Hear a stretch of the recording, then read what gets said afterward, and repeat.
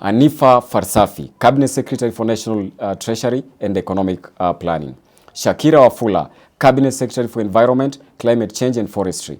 Michael Mwangi, Cabinet Secretary for Agriculture and Livestock Development. Nganga Muigai, Cabinet Secretary for Sports, Creative Economy and Youth Affairs. Timothy Njugush, Cabinet Secretary for Information, Communication and Digital Economy. Fellow Kenyans, members of the media, and especially the youth of this great nation. Today marks a historic moment in the journey of Kenya's youth towards meaningful leadership, inclusion and nation building. It is with great humility and unwavering patriotism that I stand before you today not to sow seeds of division, but to ignite a fire of unity, a purpose, and national pride in every heartbeat, in every heart that beats for this country.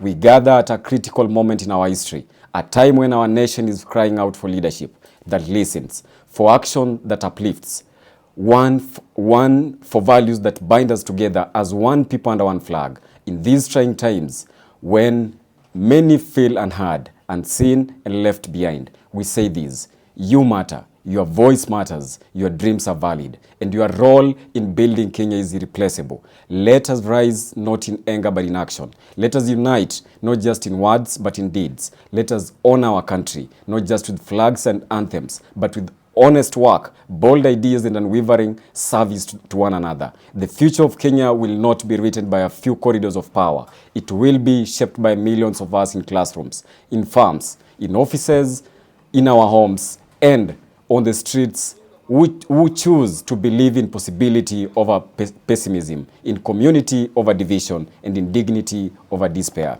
Today, we speak especially to the young people of Kenya, those whose energy fuels our economy, whose creativity shapes our culture, and whose courage can lead this country to unprecedented heights. You are not the leaders of tomorrow. You are the leaders of today. You are not a problem to be solved. You are a resource to be empowered. The future of Kenya rests not in the hands of a few, but in the resolve of many of us. The values that once stitched the fabric of our nation, that is purpose, loyalty, integrity, and patriotism, must be revived, not just in the words, but in deeds. Our founding fathers may no longer walk among us, but their legacy must continue through our actions. It is time for us to reclaim that spirit of unity and national building. Fellow Kenyans, our nation has endured trials that have tested the very fabric of our resilience, that is floods, that have devastated communities, hunger that gnaws at the vulnerable, economic hardships that strain families, and the heavy burden of unemployment that weighs most heavily on our youth. Yet, despite these challenges, we have always emerged stronger, bound by a shared love of this land and an unyielding spirit that refuses to break. From the sacrifices of our undeniable truth stands firm. Kenya moves forward only when we stand together. These demonstrations, fueled by passion and purpose, underscore the immense power of our collective voice. They remind us that the heartbeat of our nation is found in its young people, in its young people's call for change. However, while we rightly raise these concerns, we must also pause and reflect on our responsibilities as citizens. Pointing fingers and casting blame alone will not build the Kenya we envision. It is time to transition from activism to leadership, from protest to policy, and from division to meaningful dialogue. We cannot afford the luxury of talking past each other while so many of our brothers and sisters languish in poverty and despair. Instead, we must talk with each other, engaging honestly, listening sincerely, and working collectively, united beneath the banner of our flag, to which we all pledge our allegiance. Our future depends not just on raising our voices, but on channeling that energy into solutions that uplift every Kenyan. It is in our community that it is in our unity and shared purpose that the true strength of Kenya lies. The youth of Kenya are not just the future. You are the heartbeat of this nation today.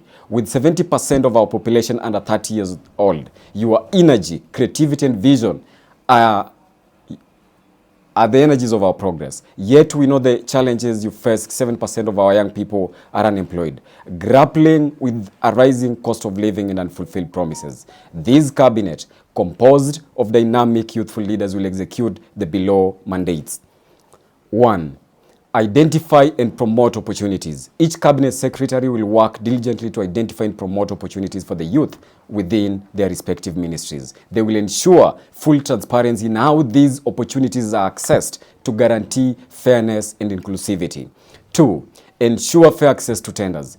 We all know 30% of tenders should be given to the young people. That's why this will be a major role, and those who will be nominated will be able to advocate for tenders designated for the youth to be awarded to genuine young entrepreneurs, not political proxies. This is key to fostering real economy.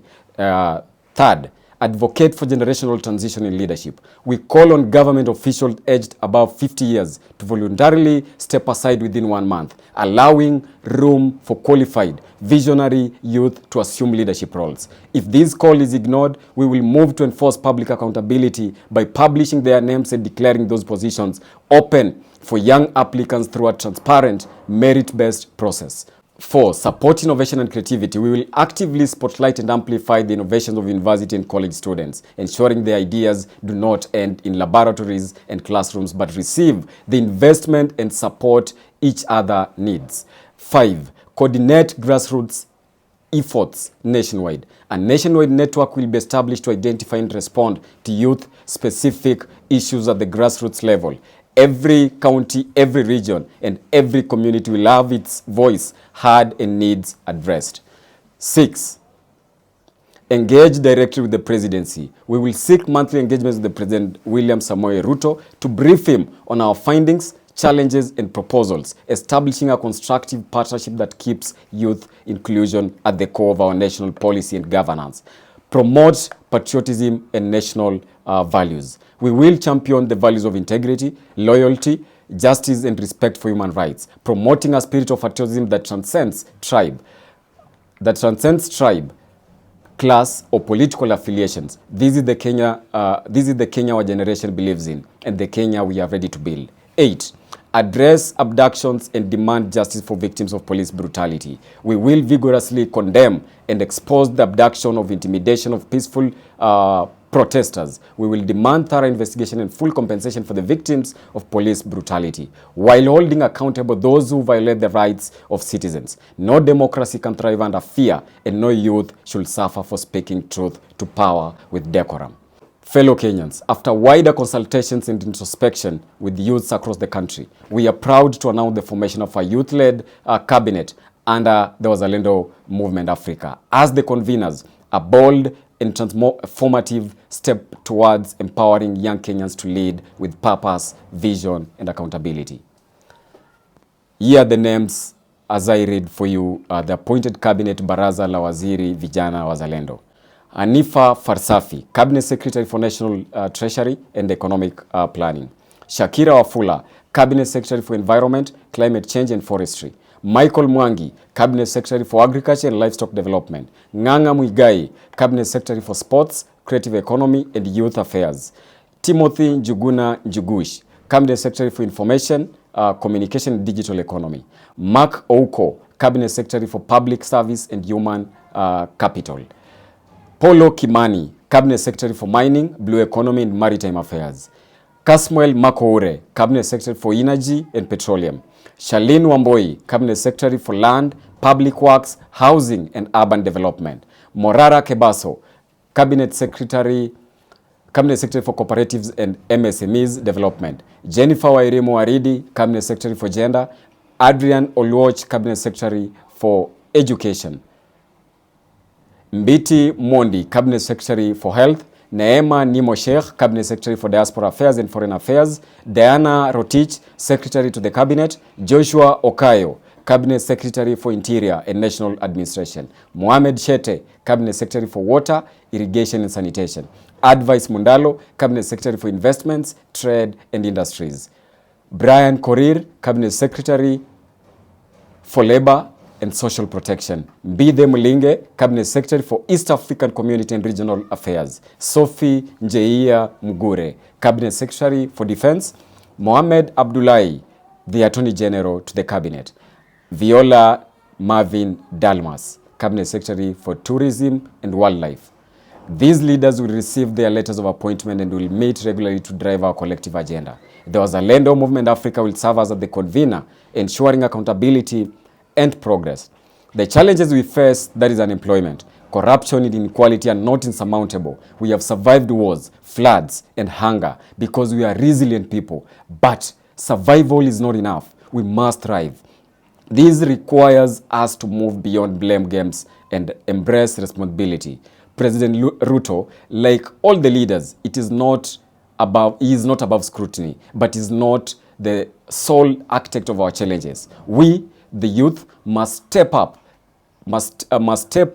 as architects of our solutions. Let us reject the temptation to insult or divide. Instead, let us engage in conversations that build bridges. Let us propose policies, draft bills, and create platforms where every Kenyan, regardless of political affiliation, can contribute to our nation's progress. The government belongs to all of us, and together we can make it work for all of us. To the youth of Kenya, I say, you are not powerless. Your hashtags, your protests, and your voices have already forced change. Last year's finance bill was withdrawn because of your courage. Now let us channel that energy into building a Kenya where every young person has a job, a voice, and a future. Let us honor those we lost in the protest by creating a nation where they will be proud of.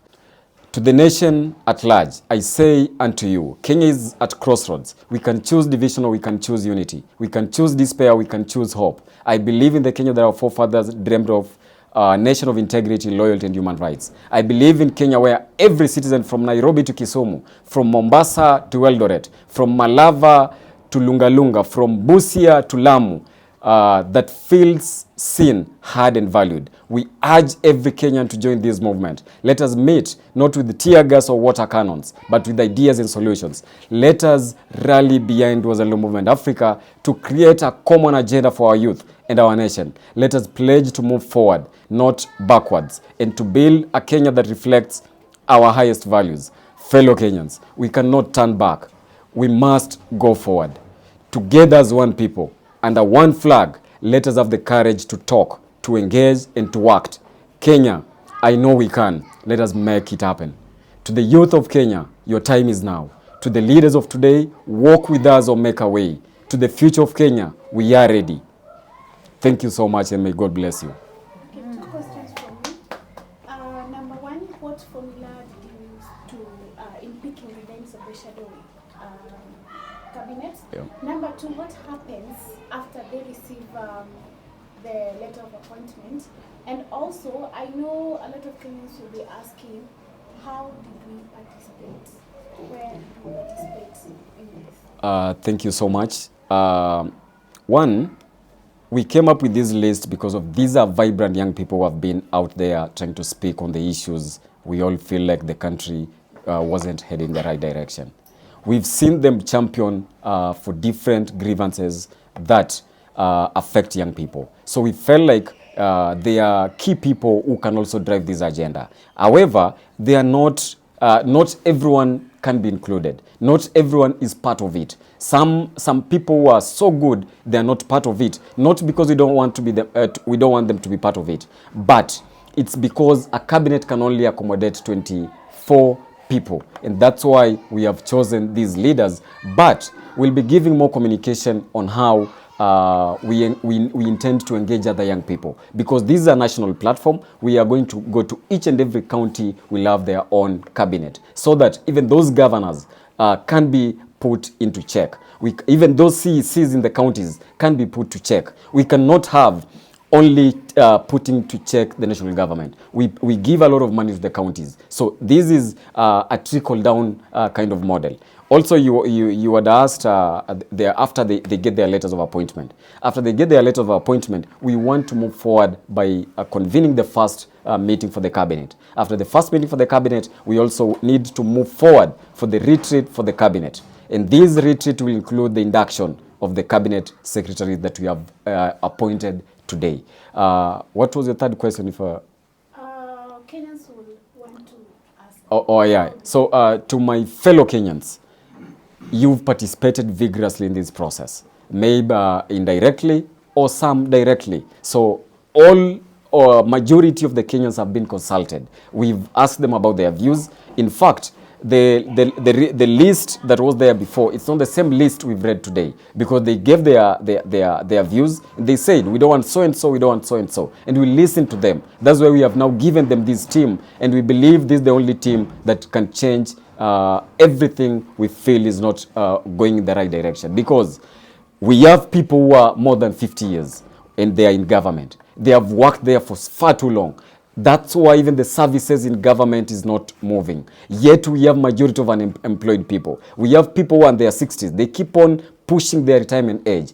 Yet majority of the young people cannot get jobs. That's why we are asking them if they feel what the young people are feeling, if they feel the unemployability, if they know what young people are going through because their life is stuck. We ask you, you've been in government for far too long. It's only right, it's only patriotic if you can allow yourself to retire earlier so that young people can take those positions, because we are not going to beg anymore. We've been there. And this is the time for young Kenyans to take over. And we are not going to take over with protests. We are not going to take over with going to the streets. No, we are going to do policies. We are going to draft bills. We are going to make sure the country moves in the right direction. Not just because for the protest side, but to make sure young people have something to do. Because we pay taxes to the government. But majority of the people who are employed in government, they are not young people. They are not young people. In fact, more than 50% of the government is full of way older people, more than 50%. So if these 50% can get out of government, resign from their positions, and young people get absorbed in those positions, trust me, even the government efficiency is going to change. So yeah. And looking at the lists, we can see most of them are activists. Yeah. And there is one who is missing, and of course, no youth. My youth wanampenda sana. We would like to know why Boniface Mwangi is not on the list. Yes. Maybe you can clarify on that, because I know people will ask, why is he not on the list? First of all, Boniface Mwangi is not a youth. He's not a youth. He's, in fact, we would have asked me if we could have included Boniface Mwangi's child, because that would have made sense, because the child is a youth, but the father is not a youth. So that's why we haven't been able to include him. These are youth issues. These are youth affairs. We have to advocate for the youthful issues. And we cannot do that by using old people who try to portray that the young people to push the same agenda for the young people. They will not do that. So that's why we have tried we left him out, because he's not a youth and he cannot help us achieve what we want to achieve. He has been there. He has done his bit. It is now our time to take over from there. Yes. You mentioned about the first convening of the shadow cabinets. How long should this take from today? Approximately 7 days.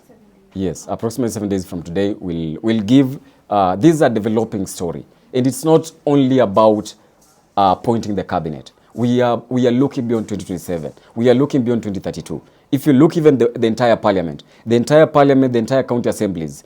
Case study, the other day, just last week, the governor for Kericho was in Senate for impeachment. You saw the type of MCAs the people of Kericho voted for. Yet Kericho County has a lot of learned young people. That's why I urge young people, we are not going to change anything through protest.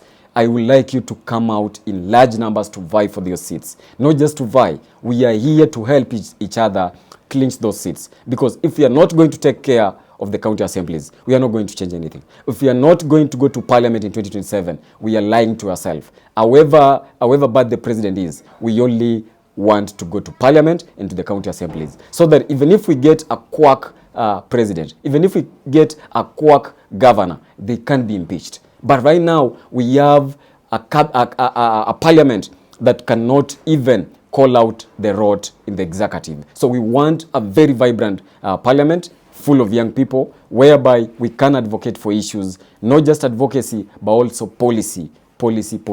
Yeah. In your statement, you've mentioned that you're giving these old politicians 50, above 50 years, yes, 1 month to step aside. If they don't comply on that, if they don't do that, yeah, what are you going to do as the man behind all these that you've just mentioned? They don't have an option. They have to go.